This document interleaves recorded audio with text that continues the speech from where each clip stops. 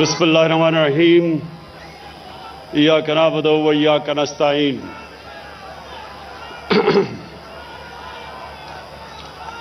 میں شکریہ صدیق خان، شکریہ۔ اچھا جی، بسم اللہ الرحمن الرحیم ایاک نعبد و ایاک نستعین۔ ڈاکٹر یاسمین، تھوڑی خاموشی۔ ڈاکٹر یاسمین، آپ تو ڈاکٹر ہیں اور آپ کو پوری طرح علم ہے کہ ایک گھرانے میں، غریب گھرانے میں اگر ایک بیماری ہوتی ہے اور اس گھر کے اوپر کیا گزرتی ہے۔ مجھے اس چیز کا کبھی علم نہیں تھا جب تک میری والدہ کو کینسر نہیں ہوئی۔ تب تک اللہ نے کبھی مجھے نہ کچھ سامنا کروایا تھا بیماریوں کا، نہ میں نے کبھی اپنے گھر میں بیماری دیکھی تھی، تو مجھے کبھی اندازہ نہیں تھا کہ ایک گھر کے اوپر کس طرح کی بے بسی آتی ہے جب آپ کے گھر میں کوئی بیمار ہو، آپ کی بہن، بچے، ماں باپ، اور آپ ان کا علاج نہ کروا سکیں، کیونکہ اس وقت پاکستان میں کوئی کینسر ہاسپٹل نہیں تھا، اور مجھے پہلے تو اپنی والدہ کو ملک سے باہر لے جانا پڑا۔ پھر جب ان کی چوتھی سٹیج پہ کینسر چلی گئی تو مجھے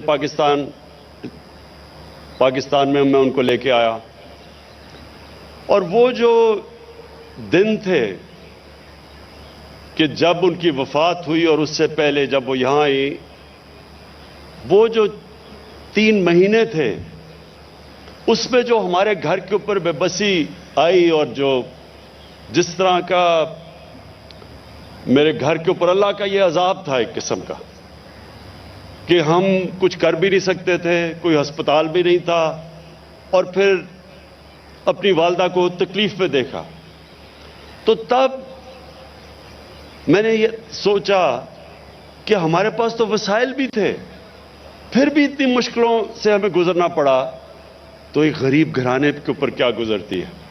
اور پھر مجھے پتا چلا کہ غریب گھرانوں پہ کیا گزرتی تھی۔ لوگ اپنا سب کچھ بیچ دیتے تھے۔ میں کینسر کی بات کر رہا ہوں، بہت مہنگا علاج ہے کینسر کا، گھر میں سب کچھ بیچ دیتے تھے، مقروض ہو جاتے تھے، مریض تو جاتا تھا، ساتھ گھر والے بھی تباہ ہو جاتے تھے۔ تو اس لیے شوکت خانم کینسر کا میں ہاسپٹل بنانے کا سوچا، اور پھر جب شوکت خانم کینسر ہاسپٹل بنا تو میں نے غریب لوگوں کو اپنا علاج کرواتے دیکھا، اور پھر میں نے دیکھا کہ جب وہ وہاں سے جب وہ ٹھیک ہوتے تھے تو وہ کتنی اللہ سے دعائیں دیتے تھے اللہ کو۔ تو تب میں نے یہ میں بات کر رہا ہوں آج سے 25 سال پہلے کی، تو تب میں نے سوچا کہ اللہ نے اگر کبھی مجھے موقع دیا تو یہ ایک معاشرے کے لیے، اگر آپ معاشرے میں سب سے بڑا کام کرنا چاہتے ہیں تو وہ یہ ہے کہ آپ کے کسی بھی گھرانے میں یہ عالم نہ آئے لوگوں پہ کہ جی ہمارے پاس کیونکہ پیسے نہیں تھے ہم اپنا علاج نہیں کروا سکتے۔ یہ سب سے زیادہ مشکل وقت کسی انسان کے اوپر گزرتا ہے، بچوں کے اوپر اپنے ماں باپ کو دیکھ کے، ماں باپ کو اپنے بچوں کو دیکھ کے۔ اور تب میں نے یہ سوچا تھا کہ اس ملک میں ایک ہی طریقہ ہے کہ ایک ہیلتھ انشورنس ہو، کہ کوئی بھی معاشرے میں غریب سے غریب آدمی بھی اس کو جب اس کے گھر میں کوئی مشکل آتی ہے، بیماری آتی ہے، تو یہ اس کو خوف نہ ہو کہ ہمارے پاس پیسے نہیں علاج کروانے کے لیے۔ تو میں آپ کو ایک ریاست مدینہ کی لوگ بات کرتے ہیں، کیونکہ ان کو زیادہ تر لوگوں کو سمجھ نہیں ہے ریاست مدینہ کی، اس لیے ہم نے رحمت للعالمین اتھارٹی بنائی ہے تاکہ اپنے بچوں کو بھی پتہ چلے، ہمارے یوتھ کو پتہ چلے، ہمارے ہر لوگوں کو پتہ چلے کہ اصل میں سیرت نبی کیا تھی، وہ کتنا بڑا دنیا کی تاریخ کا انقلاب آیا تھا جس کو ہم ریاست مدینہ کہتے ہیں۔ اس میں ایک پوائنٹ آپ کو سب کو سمجھنا ہے کہ جب نبی صلی اللہ علیہ وسلم نے ریاست مدینہ اس کی سربراہی سنبھالی تو مسلمان غریب ترین تھے. زیادہ تر تو لوگ ہجرت کر کے آئے تھے, کچھ بھی نہیں تھا ان کے پاس. لیکن اس کے باوجود کہ غربت کی انتہا تھی, انہوں نے تب فیصلہ کیا کہ ہم اس کو ایک فلاحی ریاست بنائیں گے. انہوں نے یہ فیصلہ کیا کہ ریاست ذمہ داری لے گی اپنے کمزور لوگوں کی. تو دنیا کی تاریخ کی پہلی فلاحی ریاست بنائی. اب پوائنٹ یہ ہے کہ جو ریشنلٹی ہے یا عقل تو یہ کہتی ہے کہ آپ کو تب فلاحی ریاست بنانی چاہیے جب آپ کے پاس پیسے ہوں. ہاں جی, اسکینڈینیویا میں بڑے پیسے ہیں ان کے پاس تو ان کی بہترین فلاحی ریاست ہے, لیکن مدینہ کی ریاست میں تو پیسے نہیں تھے. تو اللہ ہمیں جب ہم اس کو اسٹڈی کرتے ہیں تو اللہ ہمیں کیا بتا رہا ہے کہ پہلے آپ ایک ریاست میں انسانیت لے کے آتے ہیں, پھر اس ریاست کے پاس پیسہ آتا ہے. جو ریاستیں انتظار کرتی ہیں, ہم تو کب سے انتظار کر رہے ہیں, 74 سال سے انتظار کر رہے تھے کہ پاکستان میں جب پیسہ آئے گا تو ہم اس کو فلاحی ریاست بنائیں گے. ہماری آبجیکٹو ریزولوشن وہ واضح کہتی ہے کہ پاکستان نے ایک اسلامی فلاحی ریاست بننا تھا, نہیں بنی, کیونکہ جو حکمران تھے وہ انتظار کر رہے تھے کہ جی پہلے پیسہ آئے گا, ہم امیر ہوں گے, پھر ریاست بنے گی, فلاحی ریاست بنے گی. لیکن مدینہ میں نبی صلی اللہ علیہ وسلم نے ثابت کیا کہ پہلے ایک انسانیت کا نظام آتا ہے, پھر اللہ خوشحالی لے کے آتا ہے. پہلے خوشحالی نہیں آتی اور پھر آپ اس کو فلاحی ریاست بنائیں. کیونکہ یہ میرا ایمان ہے کہ جب آپ اللہ کو خوش کرتے ہیں, اور اللہ خوش تب ہوتا ہے جب آپ اس کی مخلوق کی خدمت کرتے ہیں. اور سب سے زیادہ دعائیں لگتی ہیں آپ کو دکھی انسانیت کی. جب ایک انسان تکلیف میں ہوتا ہے, کیونکہ اللہ تو سب سے زیادہ پیار کرتا ہے اپنے انسانوں سے, تو اس کی دعائیں لگتی ہیں. جب میں نے شوکت خانہ بنایا, ہاسپٹل کھلا, باہر سے ہم چیف ایگزیکٹو لے کے آئے, اس نے پہلی بورڈ میٹنگ میں کہا کہ جناب آپ نے اگر 5% مریضوں سے زیادہ مفت علاج کیا, یہ کینسر ہاسپٹل آپ کا 3 مہینے میں بند ہو جائے گا. یہ 1995 کی میں بات کر رہا ہوں. مارچ میں وہ میٹنگ ہوئی بورڈ آف گورننس کی. اس نے کہا کہ کبھی دنیا میں کوئی پرائیویٹ ہاسپٹل نہیں چل سکتا, کینسر کا ہاسپٹل نہیں چل سکتا جدھر آپ 5% مریضوں سے زیادہ مفت علاج کریں. 75% مریضوں کا ہم نے مفت علاج تب سے شروع کیا. آج سے آج تک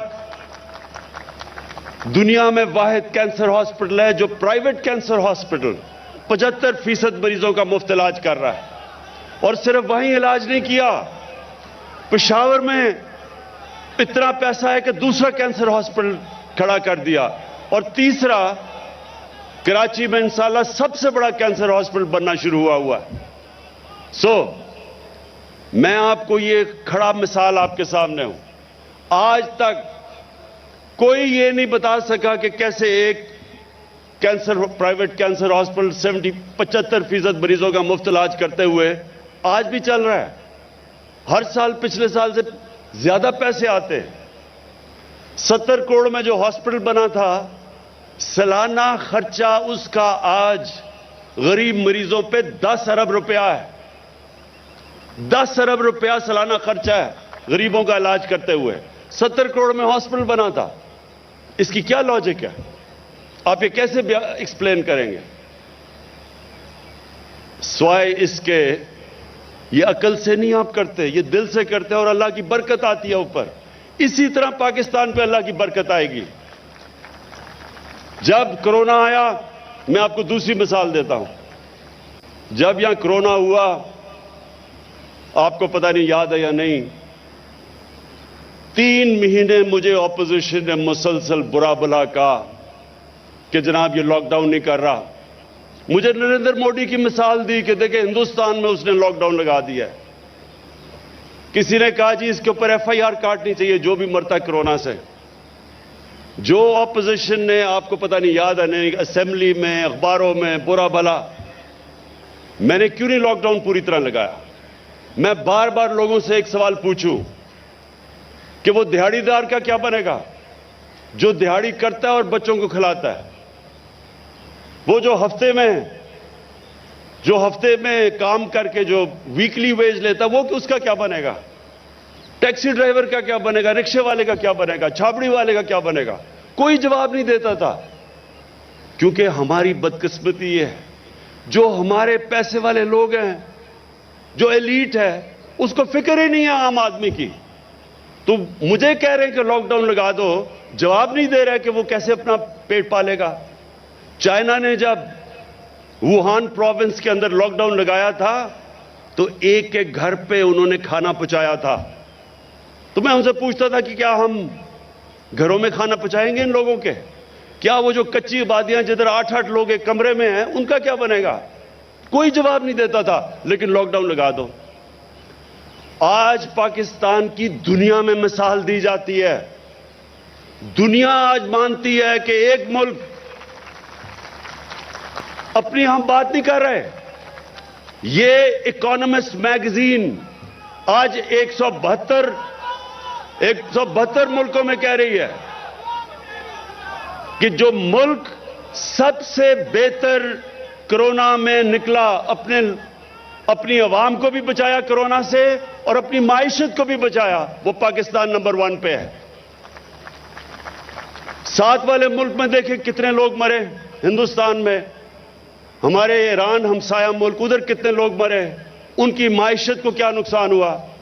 اور اپنے ملک کو دیکھیں، اللہ کی برکت آئی یہاں، کیونکہ ہم نے میرا یہ ایمان ہے کہ ہم نے اپنے کمزور طبقے کو بچایا. ہمیں فکر کی کہ ان بیچاروں کا کیا ہوگا. اللہ ان کی آواز سنتا ہے. اور انشاءاللہ یہ جو آج ہیلتھ کارڈ لانچ کیا ہے، ڈاکٹر یاسمین، میں آپ کو اور خاص طور پہ عثمان بزدار آپ کو اس لیے خراج تحسین پیش کرنا چاہتا ہوں کہ جب میں نے آپ کو کہا کہ سارے خاندانوں کو آپ ہیلتھ کارڈ دیں گے تو دونوں کو شروع میں بڑا جھٹکا پڑا. 440 ارب روپیہ 3 سالوں میں خرچ کرنا ہے انہوں نے. 440 ارب روپیہ کہ اس ملک کی تاریخ میں کبھی نہیں سوچا کسی نے. اور یہ عثمان بزدار کا، کیونکہ مجھے پتا ہے یہ اس علاقے سے آتا ہے جو سارے پنجاب میں سب سے زیادہ غربت وہاں ہے. یہ سمجھتا ہے کہ ان گھروں میں کیا گزرتی ہے جب ایک گھر میں بیماری آتی ہے.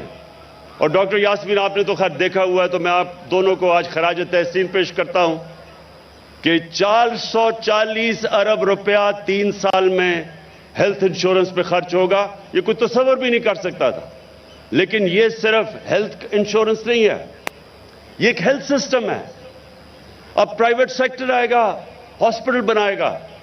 دیہات کے اندر، چھوٹے قصبوں میں جدھر ہاسپٹل نہیں، صرف گورنمنٹ ہاسپٹل ہے، وہ ڈاکٹرز نہیں جاتے. ڈاکٹرز اس لیے نہیں جاتے کیونکہ چھوٹے غریب علاقوں کے اندر ڈاکٹرز نہیں جاتے، وہاں خالی پڑے ہوتے ہیں basic health unit. District hospitals میں ڈاکٹرز نہیں. اب پرائیویٹ سیکٹر آئے گا کیونکہ سب کے پاس ہیلتھ کارڈ ہوگا. غریب سے غریب بھی اپنا جا کے علاج کروا سکے گا. انشاءاللہ آپ دیکھیں گے پاکستان میں ہسپتالوں کا جال پھیل جائے گا. ہر جگہ غریب سے غریب علاقوں کے اوپر پرائیویٹ سیکٹر جا کے ہاسپٹلز بنائے گا. تو مجھے اس سے سب سے زیادہ آج خوشی ہے کہ انشاءاللہ مارچ تک سارے پنجاب کے خاندانوں کو ہیلتھ کارڈ مل جائے گا. آخر میں بات کرنا چاہتا ہوں مہنگائی کا.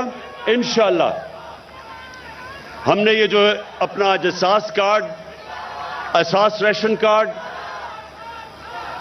ابھی آپ سب کے سامنے 50% آدھی آبادی پاکستان کی جن کی آمدنی 50,000 روپے سے کم ہے ان کو احساس کارڈ ملے گا.